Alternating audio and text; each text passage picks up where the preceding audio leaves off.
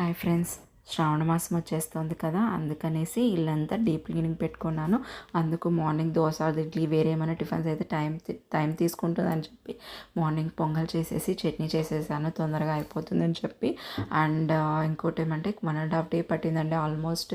Cleaning అంతాను half day పైన కిచెన్నే పట్టింది. అండ్ 1 డే అంతాను బెడ్రూమ్స్ అండ్ హాల్ కానీ ఇవంతాను టైం టేకన్ ఎక్కువ తీసుకుందండి. ఎందుకంటే కార్డ్స్ కానీ టేబుల్స్ ఇవన్నీ ఉంటుంది కదా, ఇవన్నీ జరిపి అన్నీ క్లీన్ చేసుకోవాలి. ఫ్యాన్స్ కానీ కిటికీలు ఇవన్నీ కూడా క్లీన్ చేసుకునేసరికి లేట్ అయిపోయిందండి. మా పిల్లలు కూడా హెల్ప్ చేసి ఇచ్చారు. చూడండి ఎంత బాగా క్లీన్గా అయిపోయేసింది. ఏం లేదంటే జస్ట్ హాట్ వాటర్లో మనకి డిటర్జెంట్ లిక్విడ్ ఉంటుంది కదా, అది ఒకసారి మనం క్లీన్ వెట్ క్లాత్ ఒకసారి తుడిచేసి మళ్ళీ నెక్స్ట్ డ్రై క్లాత్ తుడిచేసామంటే చాలా నీట్గా అయిపోతుందండి. ఏం వేరే పెద్దగా తుడిచేది చేయాల్సిన పని లేదు. బట్ కబోర్డ్ ఇవి స్విచ్ బోర్డ్స్ మాత్రం వెట్ క్లాత్ తుడిచాకండి.